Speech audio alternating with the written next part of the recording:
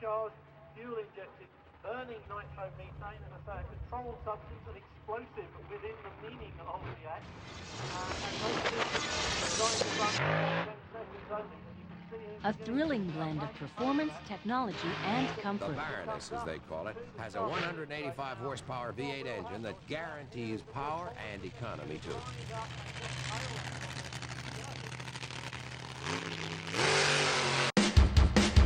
Bless your car with love. Allowing into students. Bless your car with love. Allowing into students. I'm not interested in loving people. I'd rather be a self-centered, bitter, angry, discriminatory, sociopathic people hater. Allowing into students. Bless your car with love. You know, we ride around in a car. That car's a shell that isolates us from the community. Bless your car with love. Hydraulic controls make it as easy to run as power shifting in a car. Bless your car with love. But the grim statistics show more than 10 children every day are killed or seriously injured on Britain's roads. With a stylish personality that's designed to put the fun back in your driving experience. You'll step on the gas instead of the brake.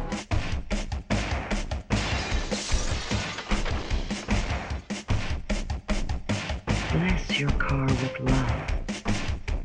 Allowing into students.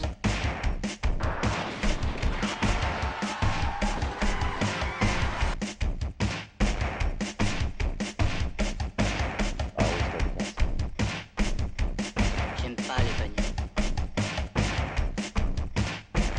J'aime pas les bagnoles.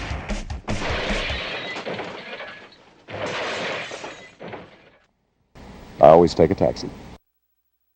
So that's gives you an idea of what our work is like, taking disparate bits of media and making a collage out of them, short form, 2-3 minutes, something like that, usually about a single topic. And we want to kick that off. So if you're not familiar with our work, that's what we do, things like that. We have 70 of those. 70 pieces. 70 pieces here. There are more, some we can't find. It's been a while. Like she said, we started in 1992. That was our first show. We were doing stuff before that. And then we stopped probably somewhere around 2006 or so. Yeah. So what's that? About 15 years we were producing. Just as the technology was really coming in to make life a lot easier is when we decided to stop. Yeah, right, yeah. So for tonight's program, Kevin had submitted what is titled, "We Didn't Know What We Were Doing," which I felt was a bold statement. Can you share what inspired that title and what story or experiences lie behind it? Yeah. I thought it was really fitting because it's a triple entendre. And at first, we really didn't know what we were doing. That piece you just saw was in 2001, so by then we're 10 years in. But our first show in 1992, Doug and I, we were sort of at a table like this with a big screen in front of us, and the video was on the screen, and we were playing audio behind it. And we were probably playing off of carts. Yep. We were playing carts that night? I don't know. And mixing in different sound bites from different things. And the video wasn't really tied in with what we were doing behind the screen. It was not related, although it gave you something to look at because when we're doing our thing, there's really nothing to look at. It's not like we're a band playing instruments. We're just playing electronic gear.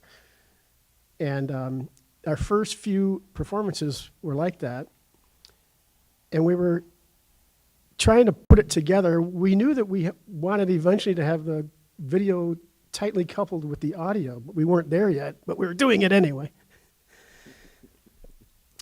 And once we got to that point, that's the second meaning of we didn't know what we were doing. The first one is like, just in general, we didn't know what we were doing. We're making this up almost out of whole cloth. Once we got going and we had the video and the audio tightly coupled, like that kind of thing, it got to the point where we were working on these pieces mostly separately on our own. And at one point we had 12 contributors. And we wouldn't see the material until the day of a show, and sometimes at the show. So we didn't know what we were doing, right? We're trusting each other enough that it's going to be fine, but we didn't know what was going to be on the screen until at the very earliest, the week of the show. And a lot of times it was the day before. We'd all get together. This is what we're doing. We put it together in order, and that would be the show. And then the third meeting is, I kind of can't believe that we're here in the art museum, Doug, but we didn't know what we were doing. I mean, at the time, we were just doing this because we sort of felt compelled to do it, and we enjoyed it, and apparently so did the public to a certain extent. And then we look back on it now, and you look at our catalog of work, like, you know, when it was decided that we're going to be doing the show, so, we got to dig up all this stuff now. And where is it? And all these other tapes. And it's like there's just piles and piles and piles of material with actual pieces. There's tons of paraphernalia, like over here, buttons and images and all kinds of stuff. You just look at this body of work and you go, wow, we didn't know we were doing this. Like okay, that's nice that it's recognized. We really enjoy that. And also, there's this aspect of, we sort of branched out later in the 2000s with, well, there's the money drop thing we did, and we were in the 4th of July parade one year as just a one-off stunt. We would do these stunts, and Paul Harvey Oswald turned into, from making short movies, satirical movies, into bigger performance activities. And it kind of mushroomed. You go, wow, we really didn't know what we were doing. We didn't realize what we were doing back then. And that's why I wanted to call this talk, We Didn't Know What We Were Doing. But we do now? Well, you'll know by the end of the evening whether... Actually, Kevin's going to premiere a couple new pieces, which is kind of cool to think that it's continuing on. But when we first started, we didn't have a lot of pieces that we could share. And that first show that Kevin's talking about, we would do looping content just over and over of whatever. And so I had a Chia Pet monkey head that just spun. And after the show, my former boss came up and he said, my God, that's like how the whole world exists and the way that people are looking at things, and it makes all the... And I'm like, yeah, exactly. That's perfect. But eventually we had enough pieces where when we came up with an idea, a theme for a show, we could draw on this catalog, but it took quite a while. So for a long time, we just had very limited number. But we started to pick out names for shows, would kind of identify what the content was, and then things that we might hand out. So we did a show called Spork, the Other Slice of Americana. So we gave out sporks and buttons, and we tried to push Paul Harvey Oswald as a person or as a thing. And that kind of helped. We could hide behind that iconic image and kind of do whatever we wanted to do. So let's go back to the beginning. How did your journey into this field start? And since you both spent time at WIFR TV, did that shared experience play a role in shaping your path? Yeah, working at the TV station certainly did. The job that I had was sort of behind the scenes. And I had a lot of, let's say, free time and a lot of access to unencrypted material. What I mean by that is we would get the news feeds from, it was the CBS affiliate, the news feeds from CBS, the raw stuff, not the stuff that you would see on the program, but the stuff that you would use to generate the program. And plus the news, plus satellite feeds, which were in the clear. Okay, which was a tremendous boon to getting material to do this kind of work that if you didn't work at a TV station at the time and you wanted to do this, you would probably want to get a job at the TV station to do this. But that's not how we set out to do it. We had some influences, Negative Land, for example, but we were just kind of noodling around. It's like, is this something we could do? Because we have access to all this material at the TV station. Doug a little bit less than I did, but we could still get it. Plus, a lot of the stuff was already on tape, So let's say like the Phil Donahue show was on tape, and there was a soundbite in there I wanted after work, or more likely during work. I would just lift that off there, put it on my tape that I had on VHS, and set that aside, and I would take that home and work it into something. So definitely the TV station was a big impact on getting us started, because it was like access to a lot of raw material.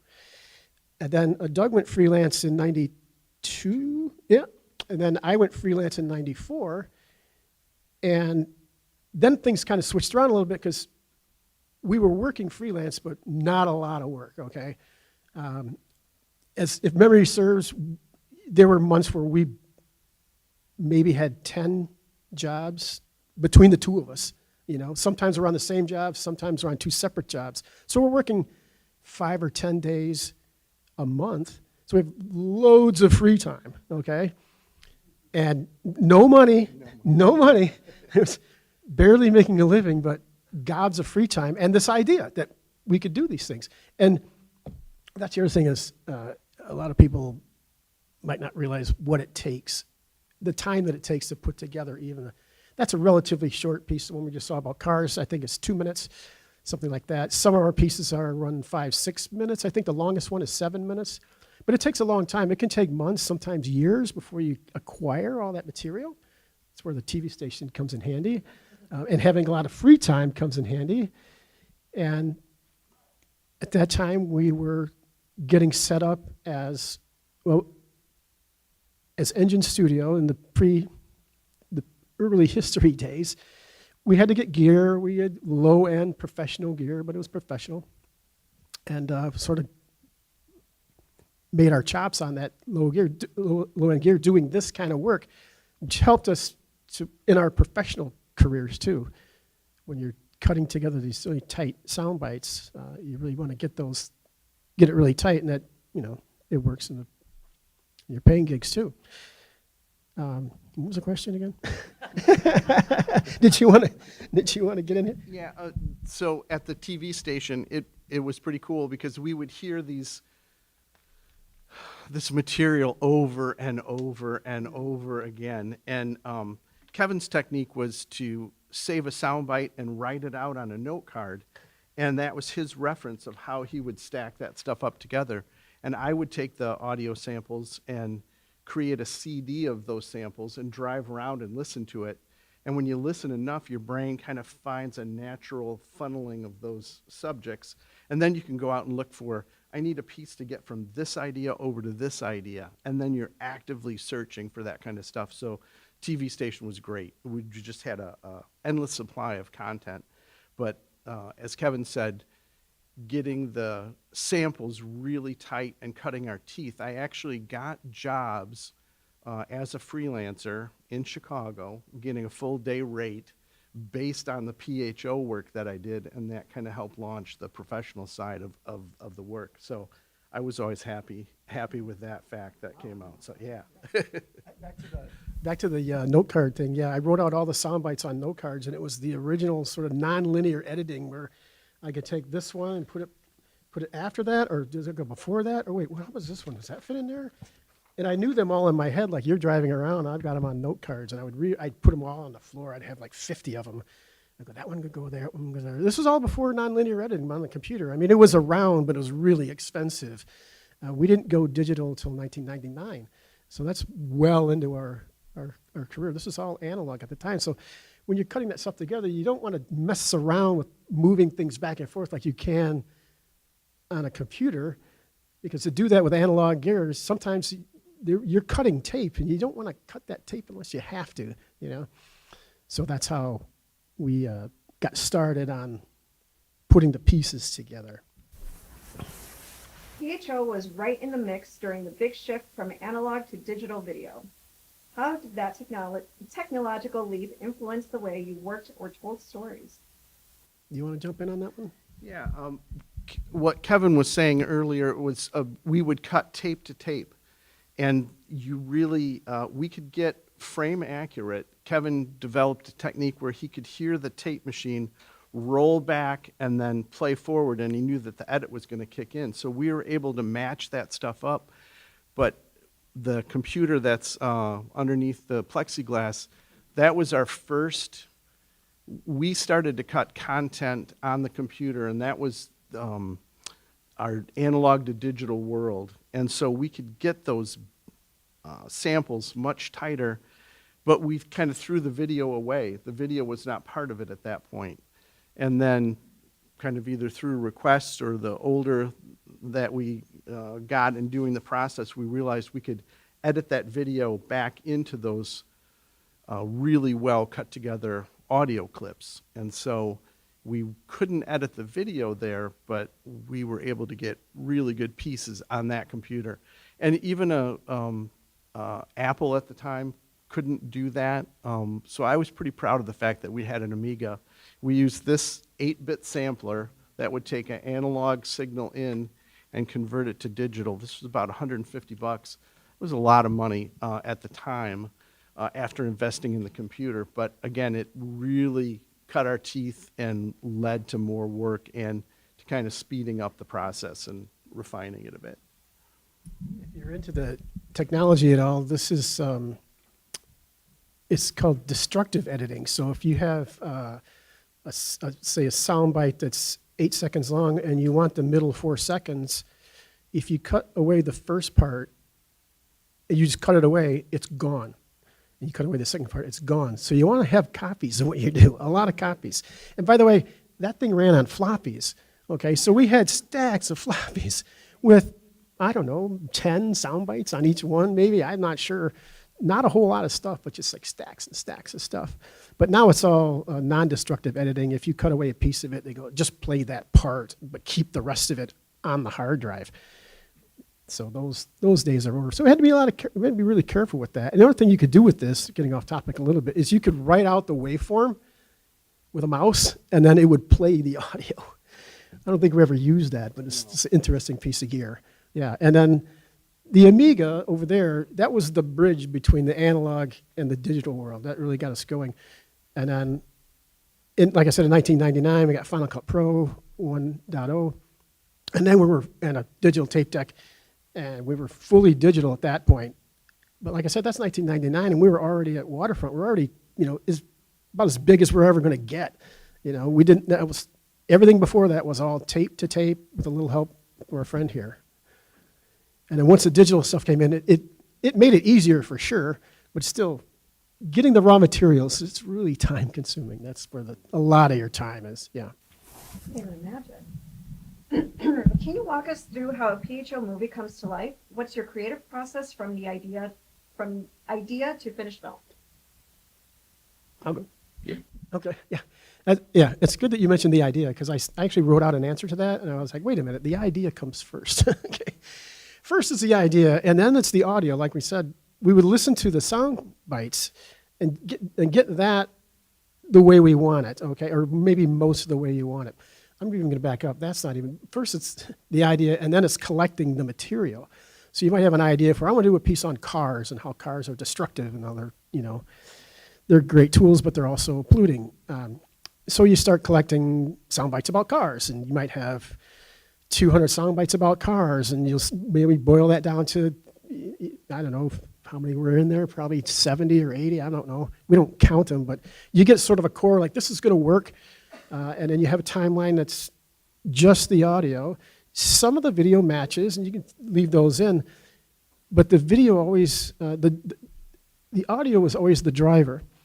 The video came later, and the video is almost kind of distracting, because sometimes you use your audio and go, oh, this is exactly what I imagined it was going to be. And then you put the video in and go, yeah, that's a little bit distracting, but you can't leave it blank. You got to have something in there. And once we opened up that door, we had to go with it. We had to have the video in there. Yeah, point of no return. Yeah, we couldn't hide behind the screen anymore. And for me, sometimes, for the people that know me the best, know that I like puns. And so sometimes I would come up with a title before I even had an idea for a piece. So there's one piece on here called DSM-3 OCD. And I had read about the DSM and was fascinated with all these classifications. And I happened to watch a video about obsessive compulsive behavior. And so I started to collect those pieces, and one of the highlight samples in there is this woman that thought she had a cat living in her nose. And I'm like, I can build the whole piece around that, pushing that one sample out. So it's funny how that creative process can kick in where you really have everything mapped out chronologically, or it's just kind of whimsical too. So Yeah. Oh, I want to do a piece on cars, but sometimes, yeah, a soundbite will come up and you go, oh, I'm going to use that. I don't know what I'm going to use it for, but I'm going to use that for sure. And then the idea blossoms from there. Yeah. And then really with the process, a lot of times back in those days, we would finish a piece and then something else would come up and you're like, oh, I got to shoehorn that in somehow and make it.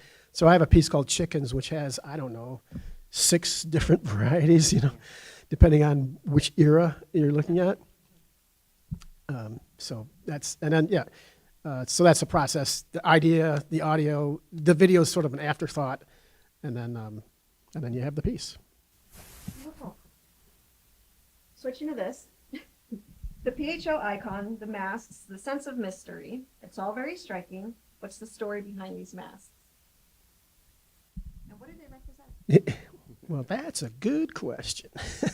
I can say like thematically, Doug and I pretty bashful people, so we don't want to be the face of the stuff that we do. So like I said in our first show, we literally were behind the screen. And Doug found this image. You want to tell the story of finding? Yeah. I found, I love mannequins, and I found a really good book about mannequins at the Rockford Public Library. And there was a great example of a designer, Italian designer, and he had created this head out of, it was terracotta. And then our buddy Scott Long recreated the bust over there off of that image that we had. So we made that leap from a flat image, which we used as these fans. And every time we did a show, we tried to have people hold these up. And it was kind of fun to look out into the sea of all these faces of this unperson. But actually, though, with that bust, we were able to do a vacuum form and create those masks. And that's what all the Paul Harveyites in the Money Drop video were wearing, these masks, going into the mall at Cherryville and doing something that you certainly couldn't get away with these days. So whenever I see that, I'm pretty exciting to see everyone looking the same. But that was the idea, is to have kind of a front man for us. There's one flyer in that case that shows 3 different mannequins, Paul, Harvey, and Oswald. And we didn't know what the direction was when we first started out, but as soon as we zeroed in on that one iconic image, it kind of set the tone. And now some of the sculptural pieces from Scott Snyder, one of the other members, he uses that image quite a bit. He's using AI voice and putting prompts in. He started to animate it.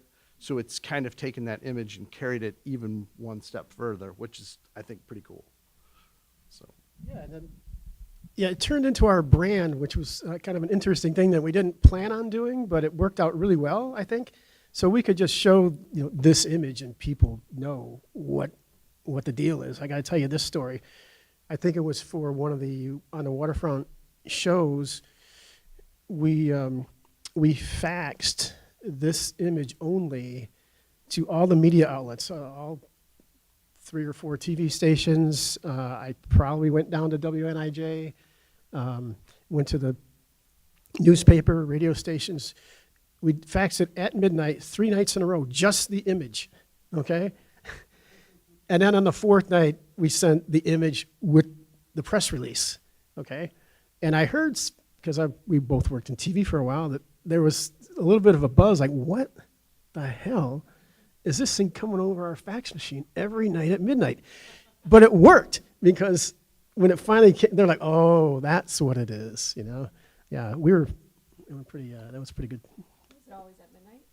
Yeah, it was at midnight, yeah. Ominous. Yeah, exactly, yeah. What was your connection to the Art Zone, and how did that space and the Rockford arts community at the time influence your work and creative direction? Yeah, Doug and I don't know if you know this, but Doug and I were the editors of the Art Zone with that played at the Corton, didn't play at the Corton Gallery, played on cable access, but they were the ones that sponsored it. And so that just shows how connected we are with the arts community. We played at Skoogey probably more than anywhere else in terms of number of shows. So they were really friendly to us, and Doc and Jerry were really friendly to us. And we got to know a lot of the arts communities through the Art Zone because we're going into their house with cameras and we're interviewing them where they work, and we're talking to collectors and we're talking to actual artists.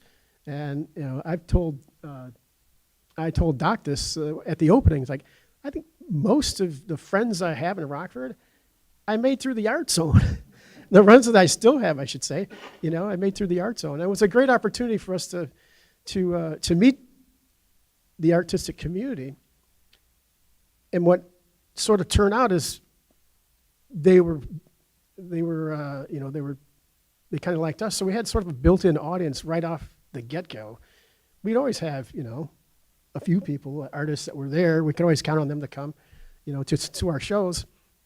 And we originally, like our very first show was at a bar, and we were thinking, well, we're sort of like a band, so I guess we'll play at bars. I mean, that's what you do, you know, but we're not really. And then we got the attention of well, I guess John and Marilyn at Gallery 451, because we did a show there early on, and it sort of grew organically from there. We just started playing what I call the equally lucrative art gallery circuit. Yeah, we didn't get paid, I don't think, ever for this stuff. No, we did. Drink a lot of beer. Yeah, we got paid a couple of times for PHO stuff, but so it kind of grew from there. And then Skoogey was happening, and so we played there a bunch of times. And we had some great shows there because they were really open to, you guys can do really whatever you want, you know. And there was a show there called 1 in 10. Remember the 1 in 10 show, where we had we did 10 brief shows, and we used what's it called, like a darkroom timer. So we would set that for 1 minute, and then at the end of that, it would buzz, and we'd shut the power off for our stuff. And then we do 2 minutes and 3, and we got up to 10 minutes. And we didn't know really when that buzzer was going to go off, we were going to lose power. So we're just kind of, and we're doing everything kind of live, right? We're switching it live and playing everything live. We had a phone scanner then. You know. Back then you could listen to live cell phone conversations. So we would pick up both sides, and we would put that into the mix along with music like that Craig, one of the members, made. And it was a little bit more of a live situation rather than just playing a tape, which is kind of what we did towards the end. But yeah, Doug had the phone scanner. He's got like a separate headphone, and he's like on the mixer, someone bring up the phone scanner because this is getting pretty good. But what Kevin was talking about, though, is we got to that 10-minute mark, and Scott Snyder's hitting this cast aluminum baby that was triggering a drum sample, and we're projecting medical slides on the walls, and we're listening to the phone scanner, and all this stuff is going on. Well, the power was limited in Skoogey, and we had one extension cord that was running our whole show. And right at that 10-minute, the timer didn't shut off. It blew the circuit. And when we touched the cord, it was hot to the touch. So it wouldn't have gone on much longer than that. We almost took Skoogey out that night. I don't know if we ever told them that. So back then, there wasn't an obvious platform for the kind of work you were creating. So where did you first share it, and how did you find your audience? Yeah, like I said, we were at the Blue Note Bar first, and then shortly thereafter, we were in art galleries. And I forgot to mention this, we were cutting together the Art Zone, and we would throw some of our stuff on the Art Zone too, because we're the editors, so we can do that. It's a little self-serving, but also it's practical because of technical reasons, the show has to be roughly 30 minutes long. And if we have a 4-minute gap, it's like, well, we have this stuff right here. Boop. Now we have a 30-minute show. So that works out. Yeah, and then we played other shots of us doing shows. We've done shows here at the Art Museum. Those were World AIDS Day shows. Yeah, so that piece in particular was called Isolation, and at the time it was just about the AIDS epidemic, and we created an event around this audio sample and played that audio sample on the reel-to-reel that's on the table over there and treated the tape player like it was the patient and cleaned up with bleach afterwards, and we're all wearing hazmat stuff. But it was a platform to play that one audio piece. And so the fact that we actually were able to come into the museum, you know, we did on the waterfront, which was cool. We projected in front of a lot of people, but in a focused environment where people were kind of thinking about a theme a little more heavy, it was cool to really to be in here in the art museum. So yeah, we started out in art galleries and that sort of thing, which seems kind of strange, but okay, it works. And then eventually we got more popular, and I don't remember exactly how we got to On the Waterfront, but we were invited to be at On the Waterfront. I think that was 1998 was the first year, and we set up with probably a borrowed projector, and there was like an AV company that had a tent nearby, and they were like, "Wait, what are you doing? Doing that projector? That projector sucks. We'll lend you guys a projector." So we're going to be here tomorrow. Like, we'll bring you a really nice projector. So they lent us a projector just out of nowhere. It was really nice, But then I don't know if it was that night or it was one of those nights. We were there 3 nights, I think it was 3 shows. We had a scaffold, and we had the screen was on the scaffold. And one of the nights it was really windy, and the scaffold just belled out like a turned into a giant sail. Yeah. And we had, let's say, volunteers climb up the scaffold and hold the screen down. I think Scott Long was one of them. Yeah, it could have fallen over and people could have got hurt, but it didn't, but it worked out, yeah.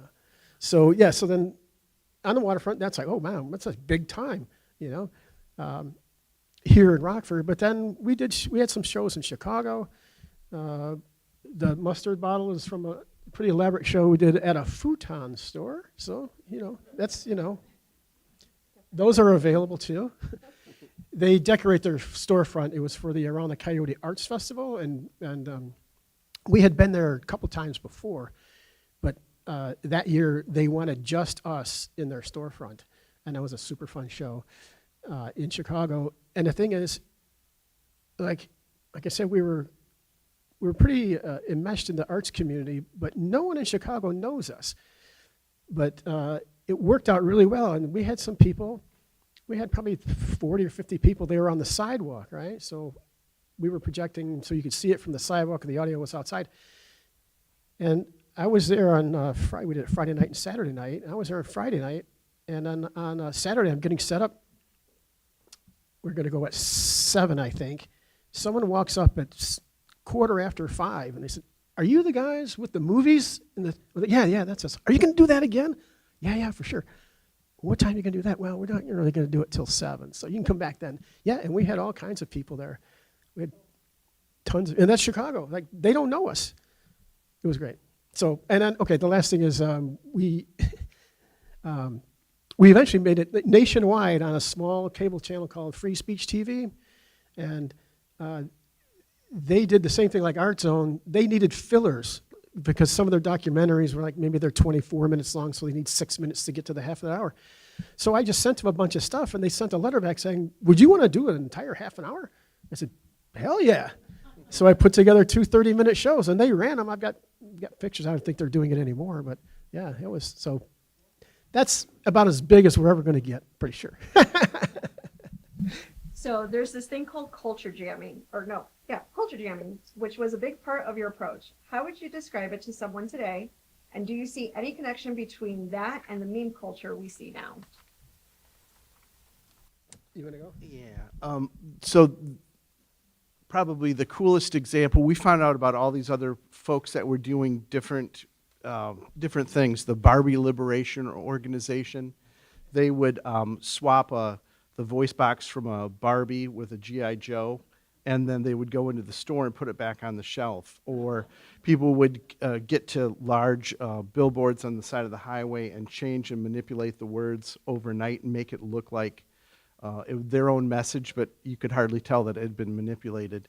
So those were some of the things that influenced us at the time, and we didn't know exactly what was happening. Kevin's earlier, we didn't know what we were doing, but we were certainly running parallel with some of those themes and areas that we were exploring at the time. I'm not sure about any others. Yeah, we've sort of fell under that umbrella of culture jamming, which is pretty, I like that. And other people doing wildly different things. And that's, to bring it sort of to today, that's kind of what memes are, although it's different, it's much more shorter in duration, but it's the same kind of idea. And I mean, I turn into this old man, get off my lawn kind of thing, and I see these meme people. It's like, we were doing that 30 years ago. And we have 70 pieces, and they're all like 2.5 minutes long. What, you put two whole things together, you call it something awesome? It's like, yeah, get off my lawn. You know, it's not that great, but it's the same kind of idea. You're trying to poke fun at the culture that sent you the thing in the first place. Yeah. The fair use of doctrine. I believe you have a video to show us for this. Yeah, we could. Yeah, so we'll, it's just a short video, but it was asked to be in a show because it does a really good job of explaining, taking information out of context and using it to either demonstrate a point or to share a thought or an idea. So it's not really hijacking, it's like legitimate. Just real quick. The fair use doctrine is a legal doctrine where you can use copyrighted material legally for certain like educational, instructional, news, search now. You don't have to get permission from the copyright holder, and we fall under parody. Parody is one of the uses you can. You can't use too much, and you can't like alter their like revenue stream. Okay, I don't think we're altering anybody's revenue stream.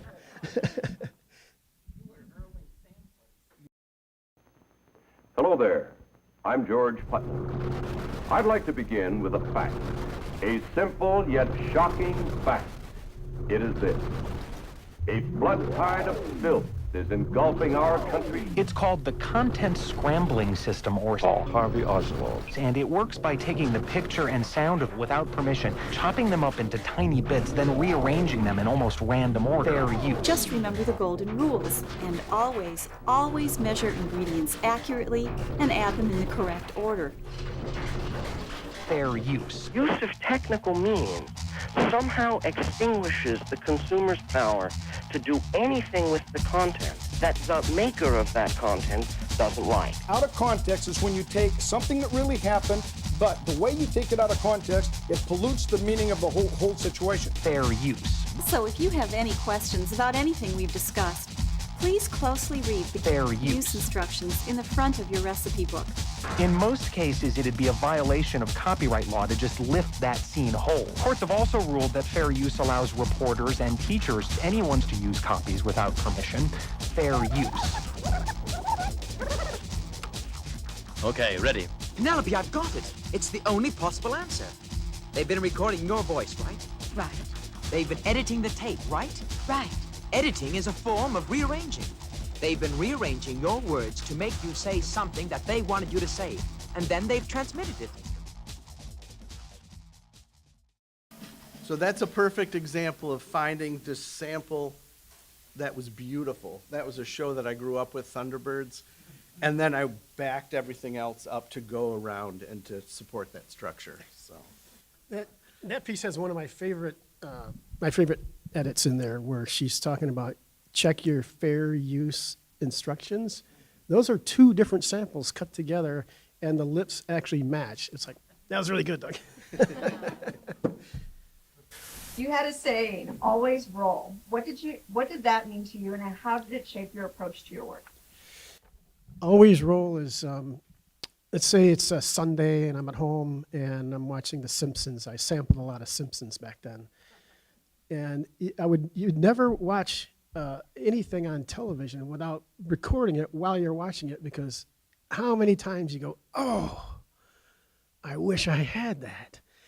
So always roll, because getting the material is really time consuming. And if you miss it, back then, that might be your only shot. They'll play that episode again, but you don't know when. Well, now you could probably get it off of YouTube or something like that. It's a little bit easier. There's technical situations there. But the problem with always roll is you have a lot of VHS tapes, like boxes and boxes and boxes. And the person who's paying for that right now is Holly Connell. And because getting material for this show, it's like, wow, yeah, we have a lot of stuff still. Yeah, but I think we're getting rid of some of it, Holly. We're getting there. We're getting there. And that's just VHS. There's also digital tapes, you know. So always roll. You might miss something, you know. Yeah. Yeah. Not anymore. Now you can say, oh, I need an image of, you know, Donald Trump in front of the White House with Elon Musk. YouTube, you know, it's a lot easier. The word ridiculous pops up often in your work.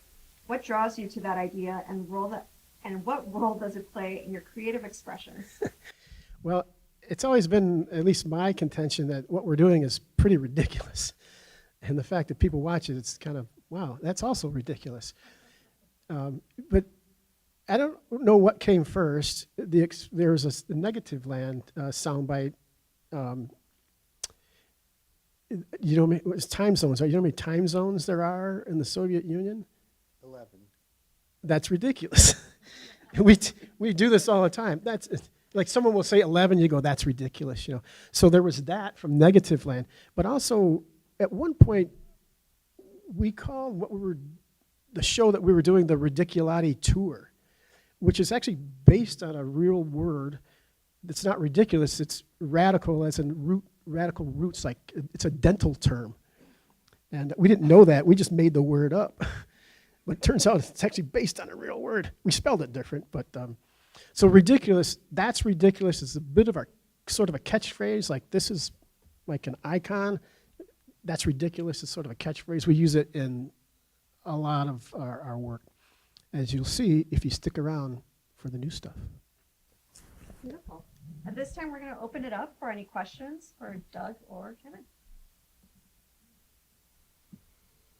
So, unless I'm missing something, this was not a money maker. Oh. Engine studio, Carol, right? Right. And you mentioned that maybe some of the things you learned that he's helped you with business in. But as I recall, Engine Studio had a great reputation. Did anybody, any of your customers say, I'm not going to deal with you because of this? Or did you do the opposite? You saw they were crazy and we're going to hire you to do our corporate business? Yeah, the creative people that I worked with, producers that, like I say, one of them hired me to do extra work based on the PHO stuff. And they actually came to a show here, the show 31 Shopping Days to Armageddon, where there was little babies, that was Scott Snyder, little dolls pushing shopping carts full of money. The producer that I was working with at the time is in the suburbs, and he came and he would know the amount of work that went into it from the editing side and the tools that we were using, but he did not understand any of it whatsoever. So, yeah, exactly. So that was kind of funny, but yeah, we tried to have those worlds exist at the same time.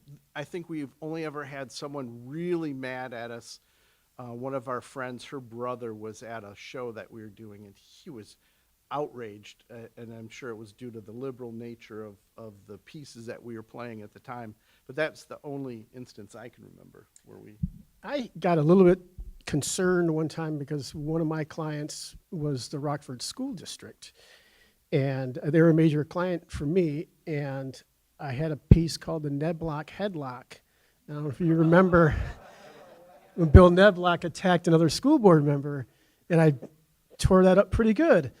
And it was on the waterfront, thinking, man, someone could walk by. And I almost pulled it, and I thought, you know what? No one's paying attention to us, you know. That's a stretch. Although I was concerned about it, but I went with it anyway. Yeah. You have, you said that everything is found, basically everything is found, with fascinating ways to pull the cards together and all that good stuff. Do you ever have to stitch together stuff with your own voices? Like, who said Paul Harvey Oswald?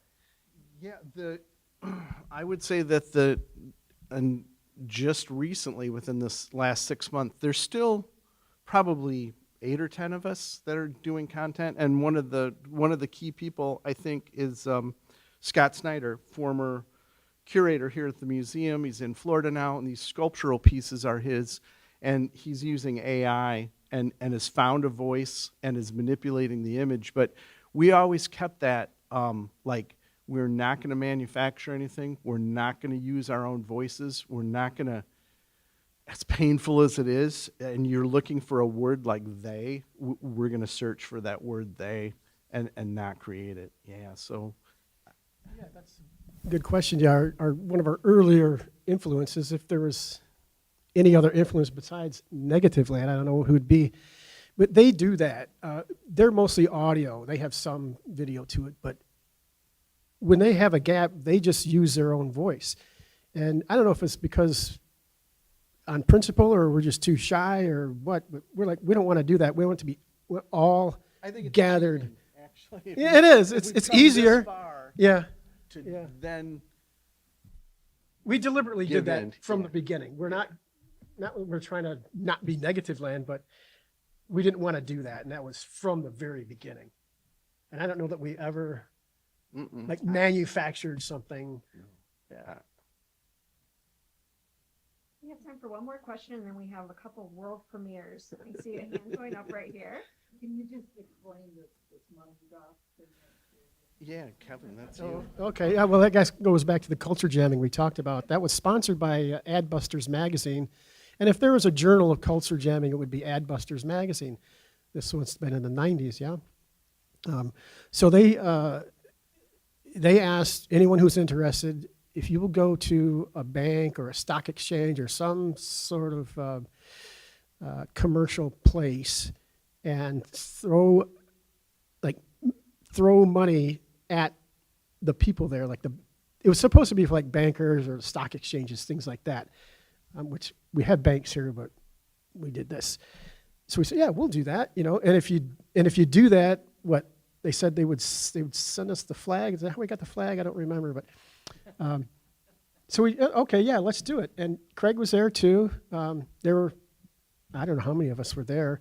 There was, I think, 4 people with the banner dropping the thing over, and then we had 3 or 4 still cameras and 3 or 4 video cameras all the way around the top.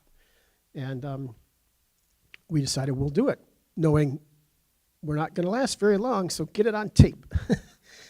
And we went and did it, and it worked out really well. There was a person there with a stroller. She stopped the stroller, ran over to pick up the money.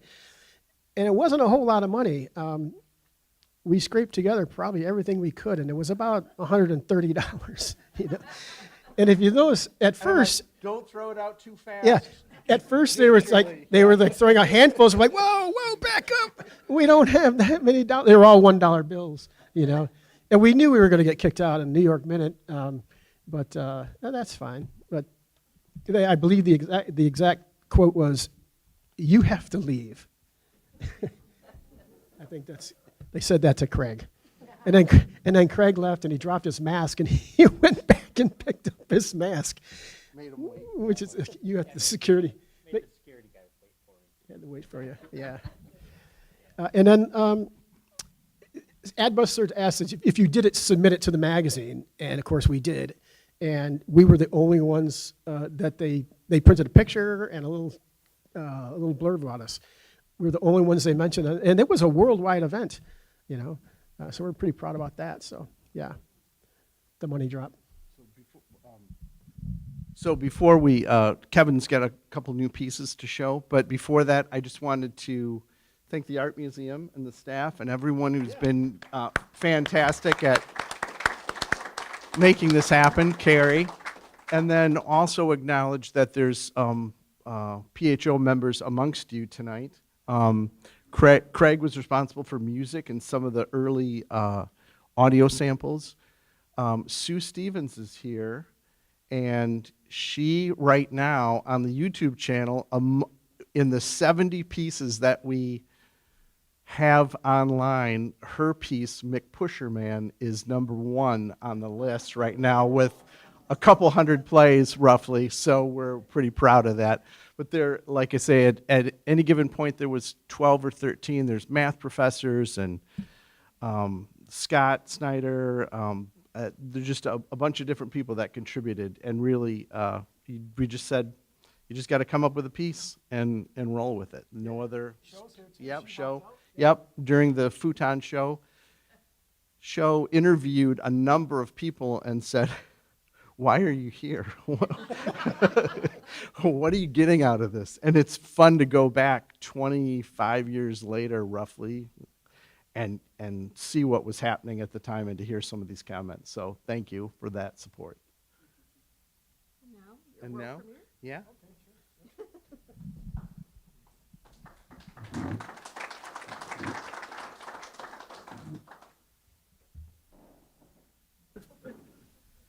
We had hoped to have a number of new, fresh pieces because we've been living these same 70 for a long time. So today was the first day that I actually saw these 2 pieces that Kevin's come up with, and like I said, we don't know. So it's pretty exciting to know that that's happening, and we will add them to the 2 screens that we have, and so like I say, we have roughly 70 pieces. I'll just play a tiny bit of this headlock just so you hear the first part of it. Ladies and gentlemen, welcome to the main event. Hello, I'm Bill Neblock, President of the Rockford Public School Board of Education and the elected representative to serve District G. Let's get ready. I believe I must set an example for our youth and our community. I don't think so. What happened between Neblock and David Stromer in November? Neblock made the right move. Put his hands around the throat of board member David Stromer during an argument. Yes, the easiest thing for me to do. Choking fellow board member David Stromer, Bill Neblock, beat them to the punch. proving that he is the man. Earlier, Bill Neblock told me he gave him a black eye. Why did he do it? An argument over candy and nuts. Now the I love that sample. It's fantastic. Argument over candy and nuts. So what I'm saying though is explore the screens when you can. There's plenty of fun pieces in there that you'll either be disgusted or you'll really enjoy. So we always said everyone in the planet is in the band because we'll make fun of anybody except for my dad. He emailed me and said he wanted out. And in one of these pieces, we were making fun of ourselves. So it finally came around.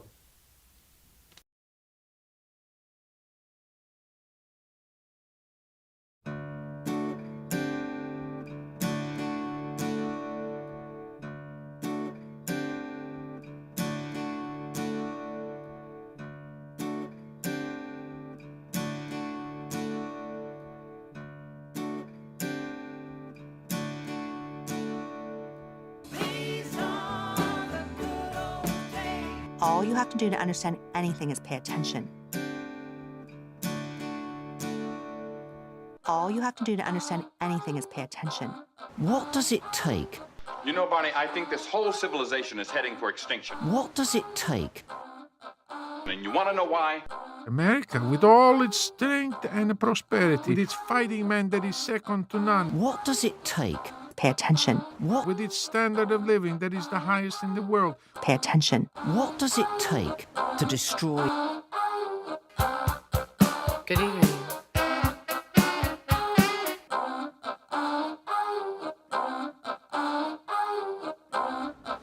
What does it take to destroy almost all life on Earth?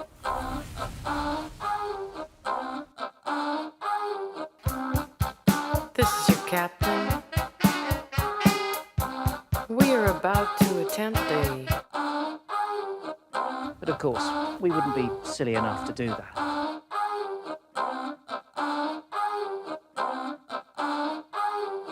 This is your captain. We are going down. We're all going down. Together.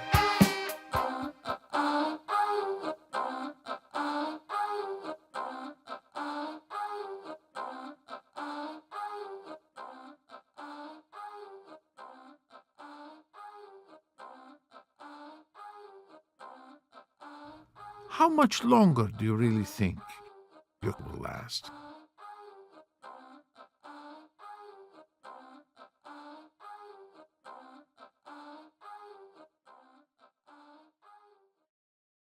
One, two. Let's do the numbers. 1, 2, 3. 1, 2, 2, 3. 2, 1, 2, 2, 3. 1, 2, Three things. War, famine, and pestilence. Speed-ups, quotas, and surveillance. Pilgrims, guns, and chainsaws. 3 things. SNAP, food stamps, to Medicaid. Work, work, work. Visible, public, and measurable. White, Western, and wealthy. Avalanches, earthquakes, hurricanes. Churches, schools, and stores. Schools, hospitals, and airports. Escalators, elevators, suitcases with wheels. Wonder, privilege, humility. Shock, disbelief, and sadness. Unfit, undesirable, unwanted. Poor self-confidence, high stress levels, low satisfaction with life. Harmful, degrading, and oppressive. Hatred, resentment, and suspicion. A panic, a crash, a blow-up.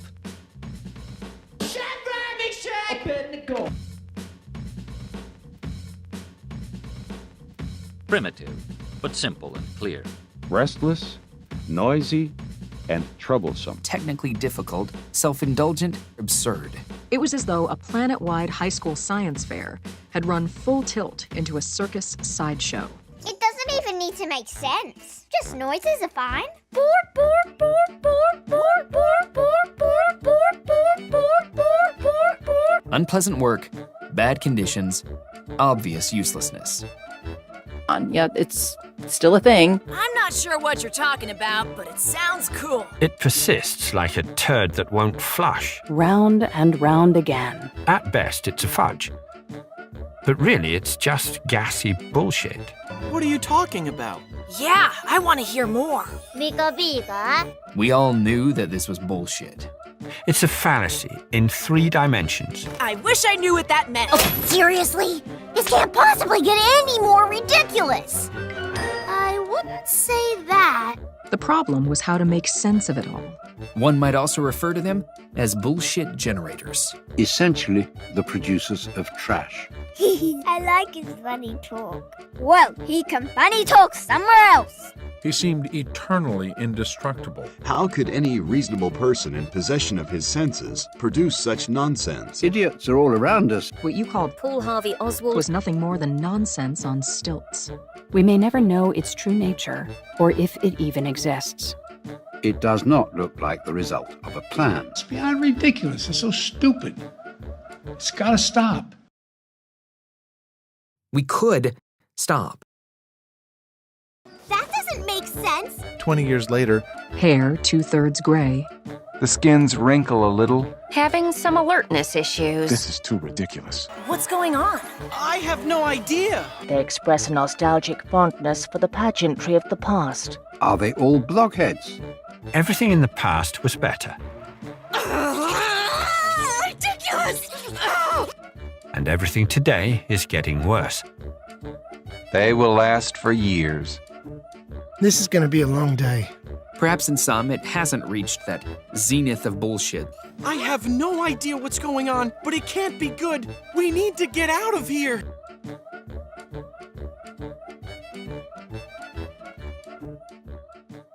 We do it because it's interesting. Everything else is noise. And if you don't agree, you can fuck off. That's it.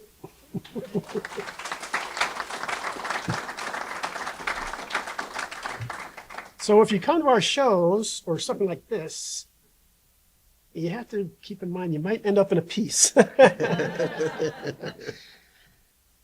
Thank you for coming. Yeah, thank you to the Art Museum. Yeah. But so I would ask one more thing. Holly, do you mind taking a picture? Oh, I also want to say, real quick. When we were putting the show together, we had the masks, the 3D masks, and then the simple ones, and we didn't really have a way to give them any sort of structure. And I want to thank Holly for coming up with the idea of the unpersoned full body form, because I think it sets off the image really great. So thank you for that. But if everybody could hold up their faces, then we can add to the.